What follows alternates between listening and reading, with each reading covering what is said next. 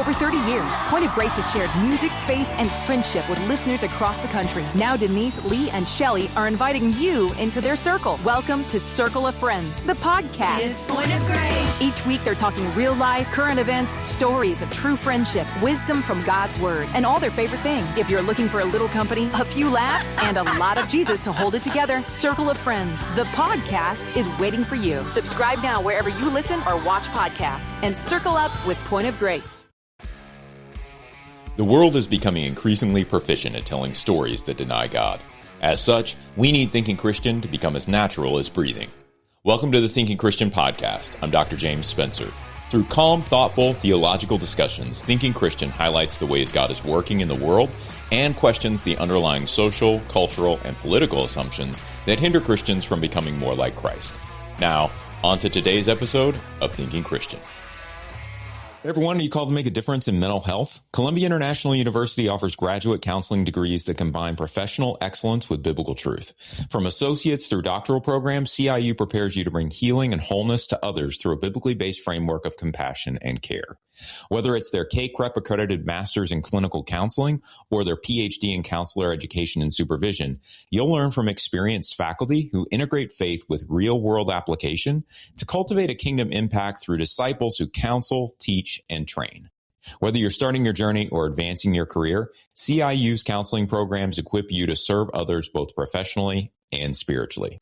You can visit ciu.edu to learn more about making a difference in mental health through Christ-centered education. That's ciu.edu. Hey everybody, welcome to this episode of Thinking Christian. I'm Dr. James Spencer, and I'm joined today by Dr. Steve Stuhlreyer. He is a professor of counselor education at Columbia International University, and we're going to be talking a little bit today about counseling and the church, specifically what counseling looks like with pastors and how congregations integrate counseling sort of into their overarching ministries. So welcome, Steve, to the podcast. Thanks for being on the show. Yeah, absolutely, James. Thank you for having me. I appreciate the opportunity. Give me, and I guess everybody listening, a little bit of your background. I know you've done a lot of work, obviously, in counseling, but you've had a lot of experience with the local church as well. So kind of fill us in on where you're at. Yeah. So about 32 years ago, I came to Christ and immediately felt a call to ministry. And in that call, I assumed, and rightly so, that it was congregational ministry to be a pastor. So I went and trained for pastoral ministry. I went to Bible college, did all those things that were necessary, and came back to the city here in Cincinnati and was part of a church planning team.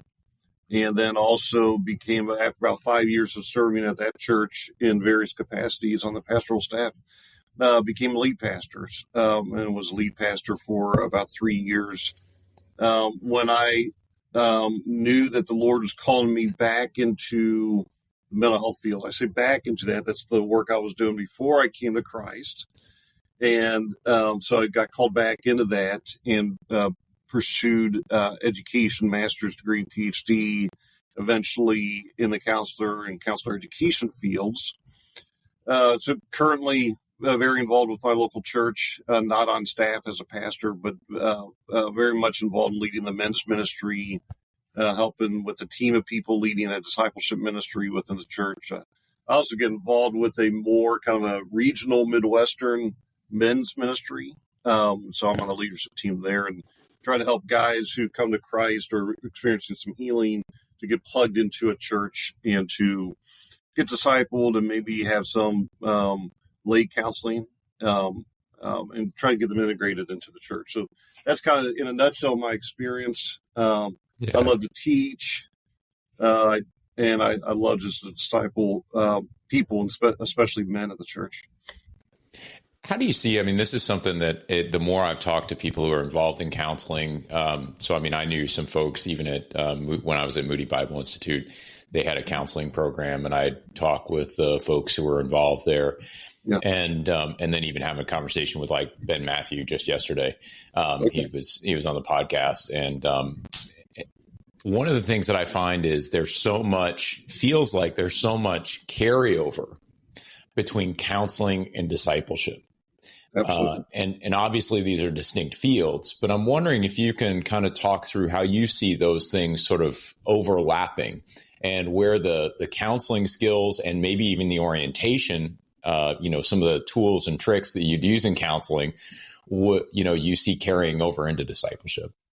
Yeah, what a great question. And I know Ben, as you know, I know Ben as well. We're colleagues at Columbia International University, a great guy. And he and I and Seth Scott, who I believe you've had on the podcast as well, have had conversations around what's the difference, if there is any, between discipleship and counseling. And I say that if there is any, because there may be an incredible amount of overlap. I do think that we in the church, and myself included, have maybe unintentionally created this divide between discipleship and counseling. Like it's one or the other, and I think it's both. I think there's great overlap. I think the way that we think about it, as I've talked to Ben and Seth, and hopefully I'm not putting any words in their mouth, but I think kind of where we come to is we say, really counseling is about, in a very simplistic way, it's about repairing hurts from the past or current maybe addictions or sexual trauma or whatever is going on in a person's life, kind of repairing some of that, helping heal emotional wounds. Helping people get connected into, say, a medical professional if medication is needed, whatnot. Right. And discipleship really takes a person from current status going forward. Okay. Yeah. That's an easy way to create a dichotomy in our head about discipleship and counseling, but I'm not sure that it's not a false dichotomy. Yeah. That really, a lot of what discipleship can be is to kind of reach back and help men and women and kids and teenagers kind of repair some through God's grace and the power of His Word and prayer and all those things. Really heal up their own emotional wounds for one reason or another. It's kind of hard to pinpoint a specific way to do it because there's so many needs out there. Yeah. So what we find too in discipleship, and I'll talk about counseling in a minute. Really, the most effective discipleship process is one-to-one discipleship. It's relationships, right? One of the, and I don't know if we want to get down this rabbit hole or not, but right now we're experiencing a development of AI in the counseling field. And some people are creating I don't even know what they call it, chat boxes or something like that, where somebody creates like a virtual James Spencer, and now you're my counselor, but it's AI doing it. Right. And what that whole process misses is the real human touch that we need for healing. One-on-one, looking in your face, looking in your eyes, knowing that I could disappoint you if you're my counselor, let's say, or if I'm your discipler or vice versa. We can't disappoint each other, but AI, you can't do that. The AI is always going to affirm it. So I'd say to kind of bring this back around, one of the most powerful things with discipleship is the one-on-one relationship. And that in and of itself, and it's like a lot of psychological research points this out, that in and of itself brings healing in discipleship. Well, counseling is frankly not significantly different. It's I'm kind of a paid friend, right? So you're my client, right? You're my client. You come into my office and we're talking. You're looking at my face. You see my body language and vice versa, and it's one-to-one, face-to-face, heart-to-heart. A counselor is one who is going to show compassion and empathy and all those things to a client that a discipler should show, or a good discipler is going to show to their disciplee, if you will. Yeah. So there certainly is a big distinction here. There was two psychologists, and I can't recall their names. Two psychologists in the 1960s kind of blew up the field, the psychology field, by concluding in research that really a compassionate friend that a person may have, compassionate friend in a relationship, is just as effective as a psychologist is for therapy reasons. Right? Interesting. So what does that tell you? That tells you that the relationship in a discipleship relationship or a counseling relationship, that is the key to helping people, receive healing, to grow closer to Christ, or whatever that person particularly needs. I will say this kind of as a caveat. There are some people, probably 20 to 30% of people whose mental health issues are severe enough that they really do need, the situation may be incredibly complicated, but they really do need to come to see a counselor who has some significant training in this area, and maybe get some medication if appropriate. But outside of that 20 to 30% of people, most people will actually improve their mental well-being simply by being in a relationship. Yeah. And so the counseling, in my view, the counseling discipleship continuum, perhaps, there's a huge overlap there. And sometimes I think the church, and I've been a pastor, I've been on both ends. So I've been a church, I've been a pastor, and I'm a counselor and counselor educator. What we've done in the church sometimes, and again, I think inadvertently, unintentionally, is we made this division where there really shouldn't be one, a disciple and counseling division, a dichotomy, which really doesn't need to be there. Yeah, I think that's helpful, because what I think I hear you saying is, there's this huge area of overlap between the two, but then there isn't these sort of outlying areas where you might say, sort of an everyday discipler may not really be equipped to deal with some of the pathologies that people walk in with. And so if you're trying to disciple those out, yes, there's always room for the grace of God. Right. But there's also a space for human expertise in these matters and really intervening in ways that would remove some of the hurdles that people might have that are otherwise just going to stay there, right. That would help them advance in their discipleship. But for the by and large, it makes intuitive sense to me. Just everyone else I've talked to, even just some folks I've had on in the past, talk about the increase in people who are coming to them for help that don't really have those major problems, right? That they're dealing with. How do I handle the stressors in my life? I'm a little anxious. I'm feeling depressed. I'm struggling with aging. I mean, these are things that all of us go through. And, without a solid relationship to sit down and talk with somebody, they can become pretty burdensome. And so this guest was telling me, and I can't remember exactly which conversation it was, but they were basically saying, I'm kind of a paid friend. I'm sitting and I'm talking to this person. They're offloading some of this stuff to me, but they don't have any particular problem, pathology that you would pinpoint and say, you need X, Y, or Z. They really just need to process some things. Yes. Yeah. And that's been my experience. I would say, currently I have a small private practice. I see about 10 people a week or so, because most of my focus is at the university. But historically, I had a pretty large practice that I was seeing 30 to 35 people a week or so, and administrating the practice, et cetera, et cetera. And I would say I tried to estimate this one time, and I think I came up with the number of about 75% of my caseload is what I would call the worried well. These are people who don't have a diagnosable condition, or if they do, they have something pretty mild. We might, in the counseling world, we'd call it an adjustment disorder. Okay. Well, one of my former clients, his father, with whom he was close, passed away. So he's experiencing grief. Hey, that's expected. So he could be diagnosed, and I did diagnose him with an adjustment disorder. And then we could build insurance, and then we could have a treatment plan, and he did meet that criteria. But he might be what is considered a worried well, somebody who's in the worried well category. That would probably take up 2/3 to 3/4 of most therapist caseloads.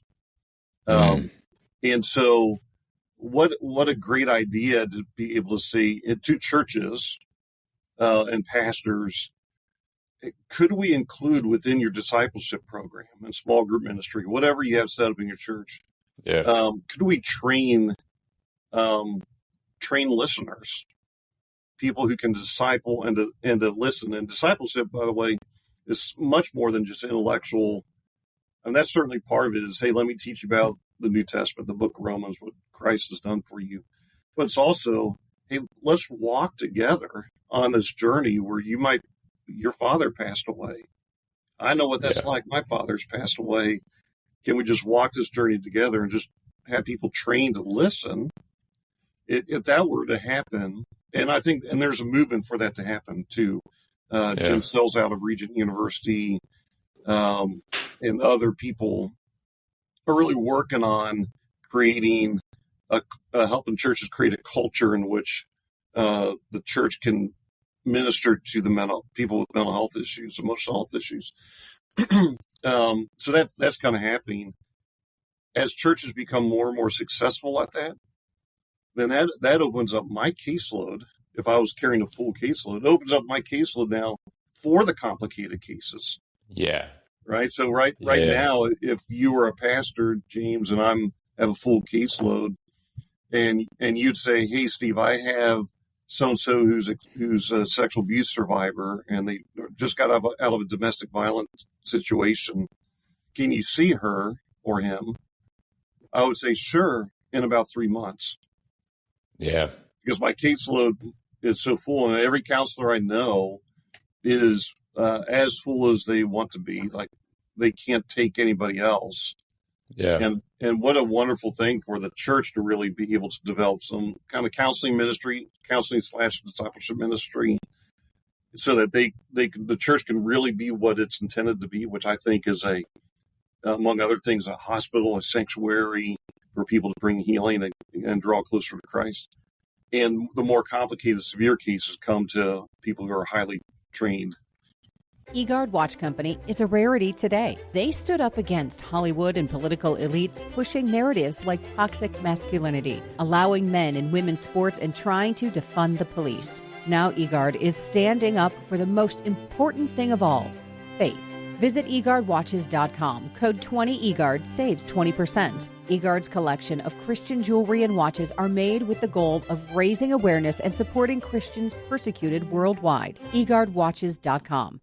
Faith shapes how we live, and it should shape how we steward our money too. That's why 316 Financial exists. We're an online bank created to help people align their finances with their faith and their values. At 316 Financial, 10% of our profits are given back to faith-based ministries, supporting work that makes a lasting difference. It's a simple idea. Everyday banking can be a powerful way to live generously, and you don't have to sacrifice quality to bank with purpose. 316 Financial offers modern online banking, no monthly fees, free ATM access nationwide, and competitive interest rates designed to help your money grow responsibly. Whether you're saving for the future, managing everyday expenses, or looking for a bank that reflects what matters most to you, 316 Financial makes it easy to bank with intention. Learn more and open an account today at bank316.com. Banking services are provided by 316 Financial, a division of Primis Bank, member FDIC.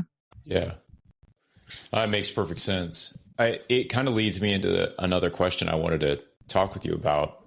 I've read some of the State of the Pastors report, and what are pastors concerned with? How does, and then there's been some theological reflection around loneliness in pastoral ministry, the lack of friendship for lead pastors, particularly. And I've kind of experienced that I grew up in more rural churches. And so, even though the pastor is sort of part of the community, he's the one that everybody leans on. Mm-hmm. There isn't a lot of necessarily reciprocation all the time of, hey, he's got needs too, who's sort of meeting them. He has to at least some of the people that I dealt with, it felt like they had the sense that they needed to sort of stand apart, right, and be a pillar, as opposed to being down in the mess all the time. And so I'm wondering, when you think about the sort of worried well, where would you put pastors in this mix? Are pastors a big part of the worried well, and they're just not getting the help that they need because they're so busy trying to sort of shepherd the flock that they never take time to take care of themselves? Like, what's that dynamic from your perspective? I would say the answer is yes, with an asterisk and exclamation points, and yes. They're part of the worried well. They're feeling lonely. What's interesting is this morning I the timing of this conversation this morning, I just finished reading a dissertation, or at least a review of the literature for one of our students who is doing a dissertation around the effect of, in summary, mental health with pastors' wives. She's a pastor's wife herself, and so I'm just reading through all the review of the literature, and as she commented and talking about the pastors themselves feeling lonely, feeling burned out, discouraged, having no real friends, meaning, hey, I can disclose, I can just be open with you as possible. If I'm struggling with lust issues, I mean, what pastor is going to go to their congregation and say, oh man, there's some really attractive women in my church and I'm lusting after them? Of course, they're not going to do that. And my experience as a pastor and knowing a lot of pastors and loving a lot of pastors, knowing them well, still to this day, I've been in pastoral ministry for 20 years. They will tell me privately, I would never go to my denomination to tell them, hey, I'm dealing with burnout, or I'm depressed, or my marriage is really rocky at this point. My kids are acting the fool or whatever may be going on. And so as a consequence, pastors really are lonely. They are really lonely. They're hurt. They don't know who to go to. Most counselors haven't been pastors. I play a unique role in that. I have been, and Ben Matthew and Seth Scott have been in elder boards and things of that nature. So they have some, the three of us, and there's others too, play a pretty unique role in that we've had our feet in both worlds. Yeah. But most pastors won't go to counselors because they don't understand the counselor doesn't have an understanding of what it is to be a pastor. Yeah. A lot of pastors will tell me, and this is a phrase that you've heard before, I'm sure, that they feel like they live in a fishbowl. They were always expected to be available. If their kids misbehave, then it's catastrophic. Right. I had an incident when I was a lead pastor. My oldest daughter was about 3 or 4 years old, and we had an outreach to the community, and it basically involved a big meal. We had about 100 people from the community in this church of about 50. So we had about 100 people from the community come in, and I was loving it. It was amazing to have all these people here and building relationships. My oldest was 3 or so, and she was just walking around, and we had an infant son, and I wasn't really paying attention to my daughter. And then she walked outside the building, like she had opened the door and walked out, and I went and looked and saw that she was going out.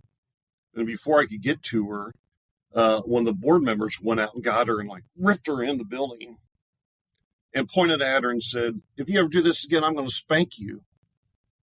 I said, no, you're not. You're not touching my daughter, right? But that's the role. The pastors get that a lot. Yeah. And who do I go to unburden myself to at that point?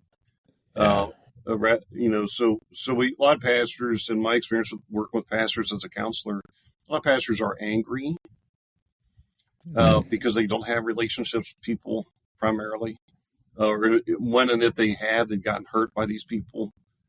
There are exceptions. Of course, there are pastors who are doing really well. They have good friendships, but a lot of pastors I find really do fall in the worried well category because of these issues. But I also know a lot of pastors who really meet the diagnostic criteria for post-traumatic stress disorder, for generalized anxiety disorder, for depression, so they maybe have more complicated presentations, if you will, and need to come see a counselor. So of course, the consequence of this, James, I'll say this, and I'll stop. The consequence of this is that unhealthy pastors don't lead churches well. Yeah. You can't. We're limited. That's not a knock on pastors. There's just some limitations to an unhealthy pastor. No, I mean, the blocking and tackling, the basic blocking and tackling could probably get done, right? You're going to deliver your sermon every Sunday. You're going to make your appearances where you need to, but there's definitely a longevity problem. Yes. And there is you could basically say just a basic heart problem. Like without that connection within a congregation, and I would say it's the same with a lot of different leadership positions, right?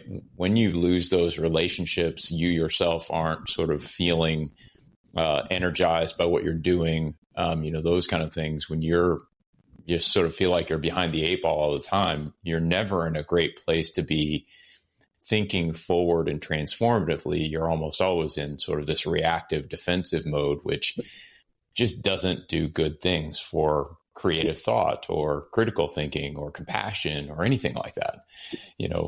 So it makes intuitive sense. I wanted to kind of dig in. You said something about, pastors having this PTSD and depression and those kind of things. Do you find that, how do you link those two? So you've got the worried well, who are just sort of like under the pressure, maybe even the normal pressures of ministry. And this is going to be maybe something that's short term for them. They need a little something to get by and they're going to be better, and it's okay.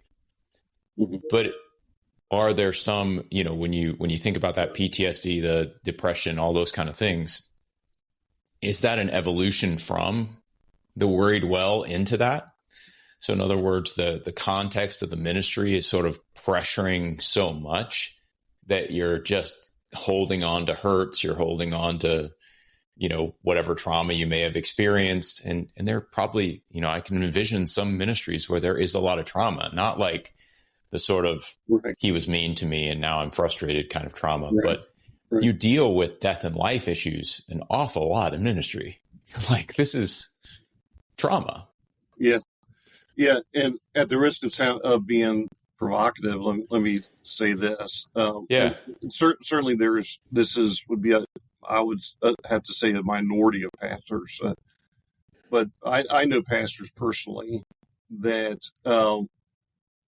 have been encouraged to wear a bulletproof vest when they leave their house and come to church. And their wives or kids are, threatened. Yeah. So certainly that's not true of all pastors, but there's enough of that that's happening to where that in and of itself could be a triggering event for a PTSD diagnosis, that my life is threatened. Yeah. The life of my wife, my children are threatened. That in and of itself could be a triggering event towards PTSD. The vast majority of it, what I see in pastors, and I again just knowing pastors and counseling quite a few of them, is it's very much a trauma response when you're dealing with life and death issues all the time, or you post something online that seems pretty innocuous. Hey, let's pray for this thing, this big cultural event that happened over here. Right. And then you get people from the culture, or from the community rather, or within the church saying, you are, and fill in the blank. You are this, you're that. Yeah. And there's very little relief in some cases for pastors. So it's not uncommon then for pastors just kind of like reel it in and say, I'm not going to say anything that's potentially controversial. So understandably so. If you're getting beat up by Mike Tyson every round, aren't you at some point going to say, okay, I'm stepping out of the ring. I'm not going to do this anymore. So people do experience, pastors certainly experience like a trauma response frequently, or depression or anxiety. And it can, to go to your question, does it evolve from the worried well? It certainly can. Of course, pastors, we find this with counselors as we train them at Columbia International University, and certainly it's other universities are training master's level clinical counselors, that the reason why some people come to counseling and the reason why some people come to pastoral ministry is because they themselves have experienced mental health issues or trauma or difficulty, and they have found, in the case of counseling, maybe they've been through a counselor themselves, have seen a counselor themselves, and have worked through whatever the issue might be. And they sense, wow, this was amazing. I want to do this for other people, so I'm going to be a counselor. Yeah. And I also think that's probably true for pastors, people who go into the pastoral ministry, is they've experienced the crud of life, the pain, the suffering of life. And a pastor, a church ministry really impacted them. So then they say, well, I think God's called me into that. And they go train and become a good minister. But then they carry into pastoral ministry a lot of those past traumas, past hurts, depression, anxiety, and whatnot, which, by the way, can be very beneficial. Like when my father died in 2012, I was counseling a guy whose mother, was dying of cancer, and she died a couple months after my father did. Yeah. And I was close with my dad. He was close with his mom. So just the fact that I had that experience, sure, gave me a level of understanding that I wouldn't have had prior to that. So some people come to counseling and they're great counselors because they not only know it in their head, but they know it in their heart, if you will. And same with the pastoral pastors. And so then you combine all this stuff together. Maybe they come in with some hurts and trauma anyway into pastoral ministry and have the experience of living in a fishbowl, having your life threatened, or having just the pressure of day-to-day pastoral ministry, congregational ministry. And then it's probably not a surprise then that they might experience mental health issues. And many of them function, like you said, hey, maybe they can just block and tackle. They can do their stuff. Right. But what about Monday through Friday, where they're struggling? And so my experience as a pastor myself, who probably really struggled with burnout and some level of mild depression and anxiety and insecurity. Really, I go back to the friend issue. I really didn't have any real deep friends who understood. The good friends I had were not in pastoral ministry, so they didn't understand it, and the other pastors wouldn't talk about it. Let me ask, because I just became an elder at my church. So I've known the pastor there for maybe 5 years-ish. And so I've been thinking about, aside from just some of the administrative skills that I can bring and hopefully plug in and help the church, how do I, as an elder, sort of make sure the pastor is okay? Like, that's one of those kind of questions that I've been sort of noodling about in my mind. And so wondering if you have any advice, like elder to pastor. I've not been in pastoral ministry, but I've been in ministry circles my entire career, Christian nonprofits, and then Christian academia. I've worked in churches, been, volunteered, those kind of things. So it's not like I'm unaware of some of these dynamics. Right. But this is a different sort of relationship than I've ever had with anybody. And I don't think there's going to be any sort of weird relational problem. I don't sense there will be. But it is different being the guy in the congregation who the pastor can call and get a cup of coffee with and trust that anything that's said at the table is going to stay at the table, right? That's right. Versus being an elder. Right. And so just wondering if you have any advice for that particular situation. I'll pick your brain as a free counseling session here. Yeah. I'll just give me your credit card number and I'll give this to you. So let me ask you questions for clarity's sake. So I know there's different ecclesiologies. So is the elder board, does the pastor report? Can he be fired by the elder board? Is there that power dynamic? There is. And so, the elder board can dismiss the pastor. The elder board is, oversight of the budget and generally the direction and mission of the church, those kind of things. It's certainly not any deeper than that within the organization. We don't deal with other staff or anything like that. And the pastor is on the elder board as well. Okay. So it is much more of I might call it a team-oriented approach. Right. Where we're really there to make sure that the pastor has the support he needs, the ministry is going in the right direction it's supposed to be going, and that the administration of the church via the budget is appropriate. Yeah. Yeah. So the question is, how can you help the pastor, your pastor, in the role that you're playing?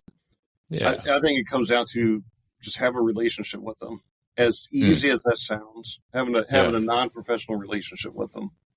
Yeah. As easy as as simplistic as that sounds, it's also true.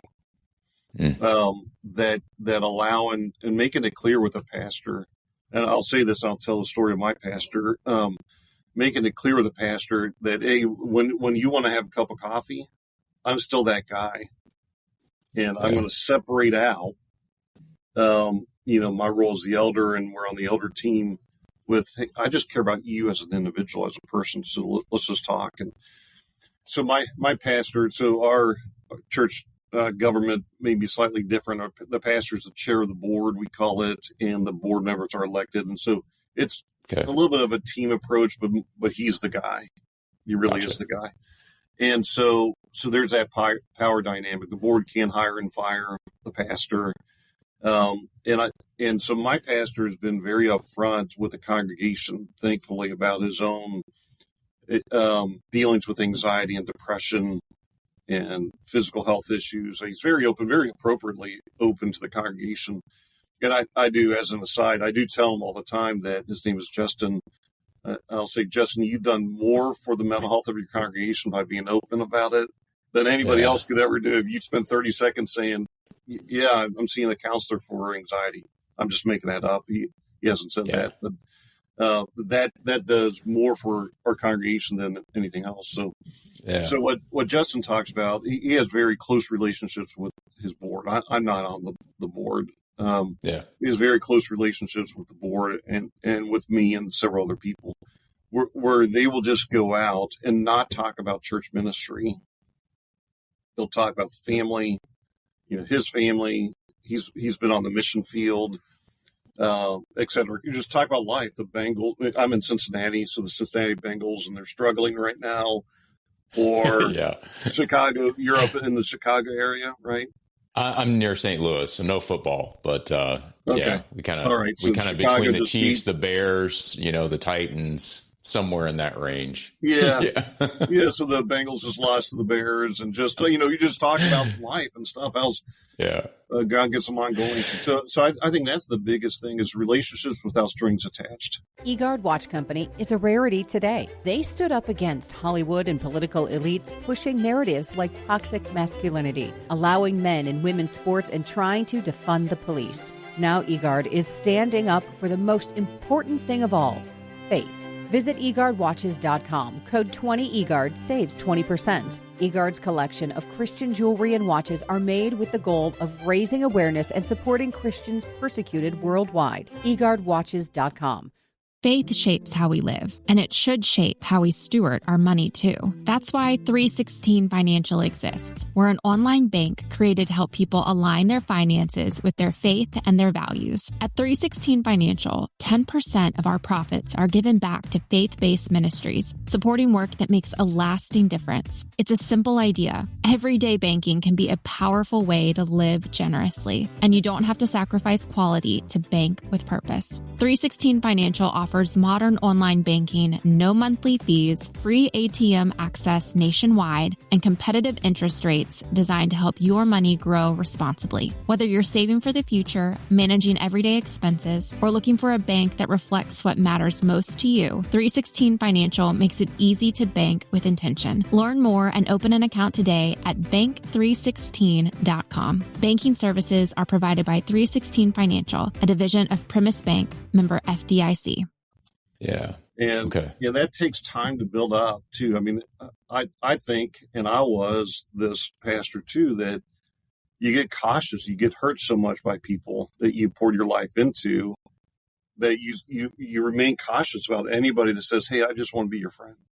They've heard that before. Your pastor probably has heard that before 50 times, and 48 of those times the person has hurt them somehow. And so just know it takes time to say, hey, I just want to be your friend. What can I do for you? Can I take you to the ball game, or can we just hang out? No strings attached. Cool. One of the things that we do for the past year, I lead the men's ministry here. And so I'm discipling men, and we have 25 guys or so that come on every Wednesday night, and we do our discipleship thing.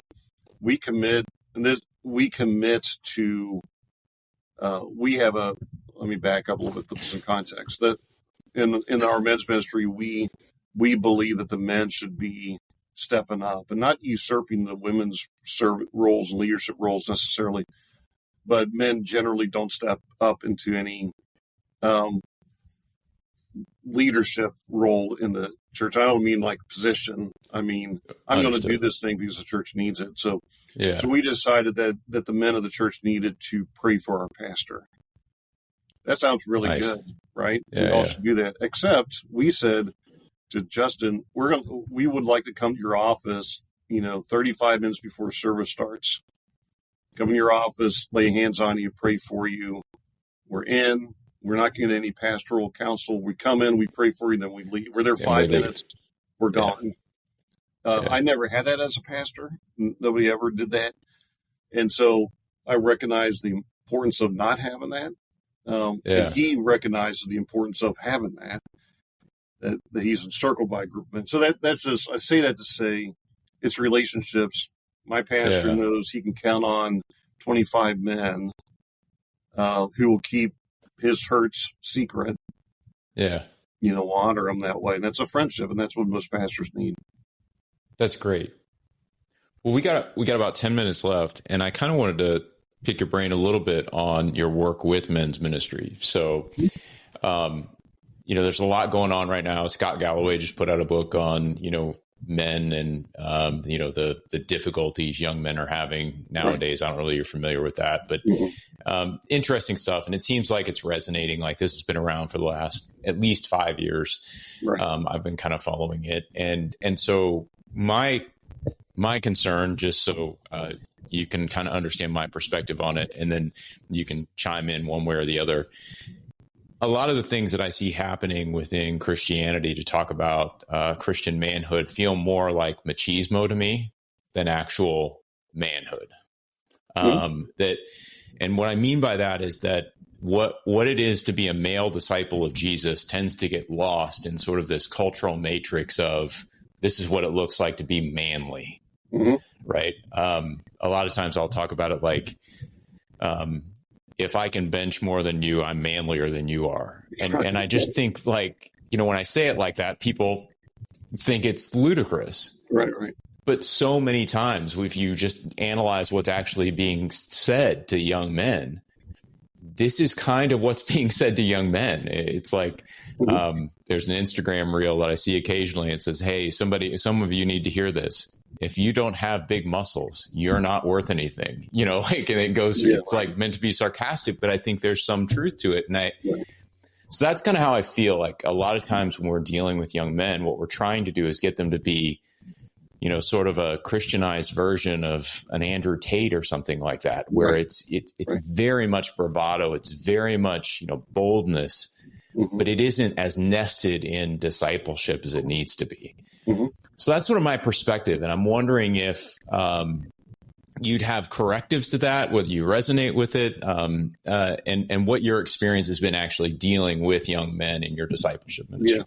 Yeah, it's a great question. It's a big thing that we deal with within the men's ministry, from guys who are 25 to guys who are 75 in the men's ministry, and working together with this wide age range. And the men at the different end of the different ends of the spectrum, honestly, at least the men I interact with, don't think very differently. I think if we think of the normal curve, I think we have two extremes. I think we have the Andrew Tates of the world, what I would call, and I really don't like the phrase from a couple years ago, toxic masculinity. Right. But if there is anybody that's toxically masculine, it might be somebody like the Andrew Tates of the world. I don't know, where the machismo stuff, like I got to just dominate. Yeah. Then the other end of the spectrum is to be a man is to be weak-kneed and mamby-pamby and spineless and just not stir up any trouble at all. And I think when we look at our model, who's Jesus Christ, who's a man, of course, Jesus was incredibly kind and compassionate, loving, obviously. I mean, that's the gospel, but he was also strong and a man's man. Like there is a what I mean, a man's man, I'll describe what that means, not the toxic masculinity thing.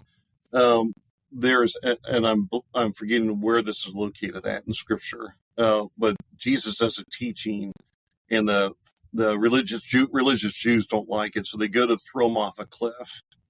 Mm-hmm. And what does Jesus do? He walks right through the crowd.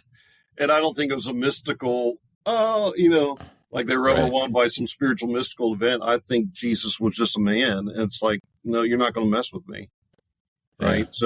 Yeah. So I think in the middle of this normal curve, there's this place where men are called to be kind and compassionate and loving, but you can do that fiercely. And it seems like it's a paradox almost that how could you be fiercely kind? That means I'm going to give everything I got to whatever God's called me into. Yeah. I have one of the guys in the men's ministry that I lead. He's an engineer, and so he's very much in his head. Loves Christ, and he tears up like that. He was really burdened when he first came into the men's ministry to say, "Well, I'm not a man's man because I cry easily." And what was really great is one of the guys that would be classified as kind of a man's man said, No, that's how you're wired. Go after that with all you got. Whatever it is, maybe it's maybe it is working out and being a football player. Maybe it's being an engineer where you're maybe more introverted. Whatever. So what I think of, like in men's ministry, men need to, and you're welcome to disagree. I think what men need, and what I'm seeing the men in my men's ministry need, is somebody to give them permission to go hard after whatever God's called you into. Yeah. And whatever that looks like. I'm old and gray. I got a great beard. I'm tall, got knee issues, back issues.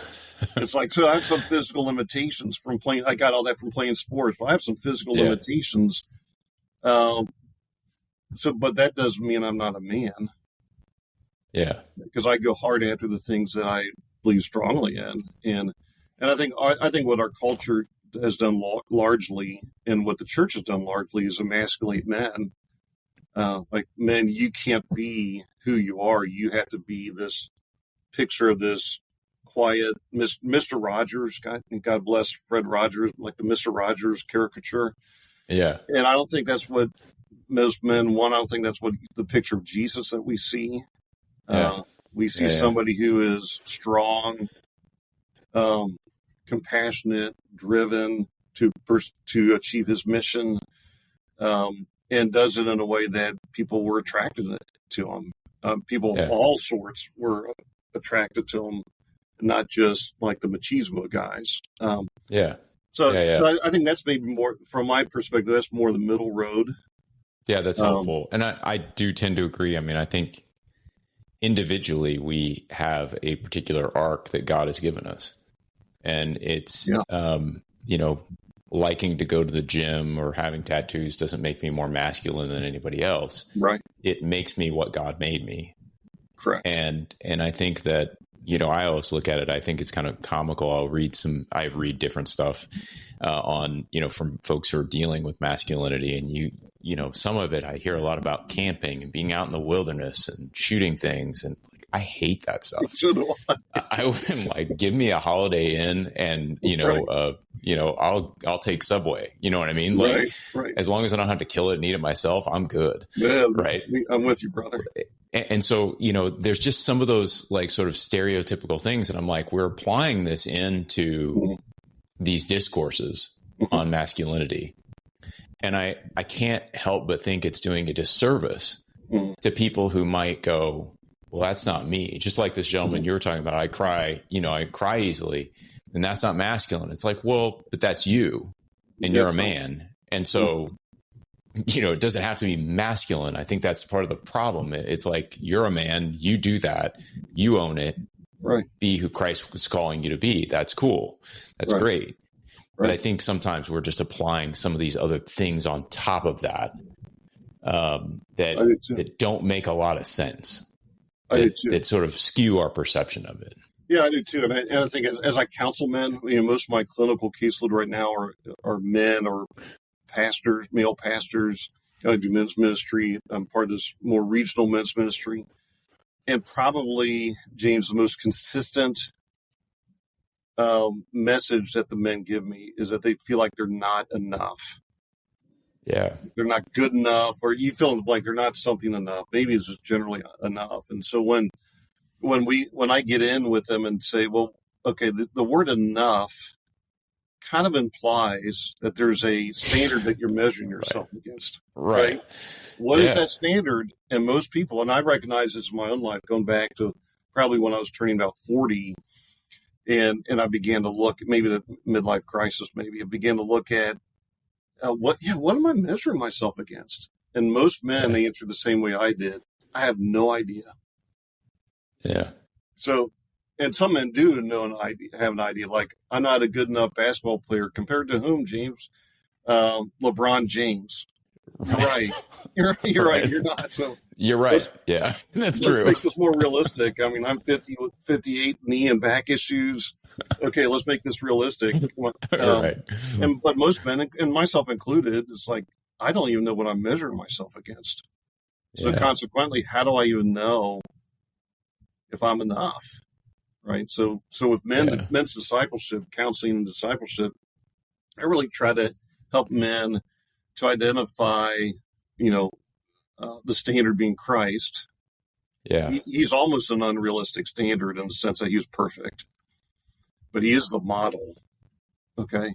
Right. And how are you wired, James versus Steve versus, Billy or Sammy or whomever? How are you wired? What has God called you into? Then let's establish a more reasonable standard for yourself to measure yourself against. Well, I think that's beautiful because I don't know if you're familiar with Rene Girard's work on mimetic desire and those kind of things, right? This he basically talks about we always have a model that we want to imitate. And when we let's say we pick a human model, we almost always end up in competition with that human model. Because ultimately our desires are shaped toward the things that model's desires are shaped toward. And we end up competing for the same things. We want to not just be that model. We want to overtake that model to become that model. And then he argues that this doesn't happen with Christ. And part of the reason it doesn't happen with Christ is because the mechanism for becoming like Christ involves self-sacrifice. It involves humility. It involves these things of like sort of letting yourself go and just be, as opposed to trying to leverage into something. It's not a competition to become more Christ-like. As soon as you make it into a competition, you're kind of doing it wrong. Right. That's Right. And so I think it's really beautiful when we put Christ as the model in the plumb line, because then that gives us then different mechanisms to pursue that model than we would normally have when we choose any other model. Yeah, that's really good. I like that a lot. I hadn't thought about it that way, but that's true. I think men,